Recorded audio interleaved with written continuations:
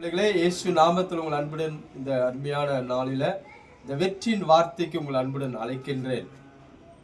இயேசுவிடத்துல ஒரு மனிதன் வந்து அவளுடைய மகளுக்காக இயேசு பாதத்துல வேண்டிக் கொண்டான். என் மகள் மரண வியாதியில மரண படுக்கையில் இருக்கிறார்கள், நீர் வந்து அவளை தொட்டால் அவள் சுகமாகுவாள் என்று இயேசுடைய பாதத்துல விழுந்து அவன் வேண்டிக் கொண்டான். இயேசு சொன்னார், நான் வந்து அவளை சுகமாக்குறேன் என்று சொல்லி.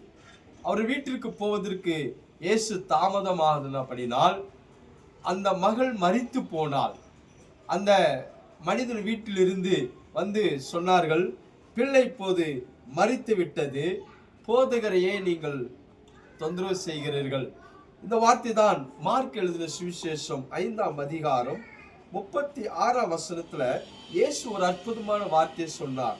அவர்கள் சொன்ன வார்த்தை இயேசு கேட்டவுடன் ஜெப ஆலயத்தின் தலைவரை நோக்கி, பயப்படாதே, விசுவாசம் உள்ளவனாயிரு. இப்போது அவனுடைய மகள் மரித்து போனாள். ஆனா இயேசு சொல்கிறார், பயப்படாதே, விசுவாசம் உள்ளவனாயிரு. எனக்கு அன்பான பிள்ளைகளே, உங்களுடைய வாழ்க்கையில நம்முடைய வாழ்க்கையில நிறைய காரியங்கள் மரித்த நிலைமையில் இருக்கலாம், மரித்து போன சூழ்நிலை இருக்கலாம், முடிந்து போன காரியங்கள் இருக்கலாம். இதிலிருந்து மீண்டு வரவே முடியாது, இதிலிருந்து ஜெயிக்கவே முடியாது, இதிலிருந்து என்னால மேல எழும்ப முடியாது என்ற மரித்து போன ஒரு சூழ்நிலை இருந்தாலும் இயேசு இன்னைக்கு உங்களை பார்த்து சொல்கிறார், பயப்படாதீர்கள், விசுவாசம் உள்ளவராயிருங்கள். மகள் மரித்து போனால், ஆனால் அந்த ஜெப தலைவனுக்கு இயேசு சொன்னார், பயப்படாதே, விசுவாசம் உள்ளவனாயிரு.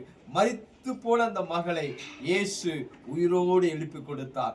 ஏனென்றால் அந்த ஜெப தலைவன் விசுவாசித்தான்.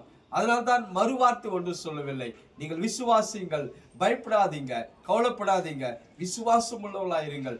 மரித்த அத்தனை சூழ்நிலை இயேசுவால உயிர்ப்பிக்க முடியும், இயேசுவால அற்புதம் அடையாளங்கள் செய்ய முடியும்.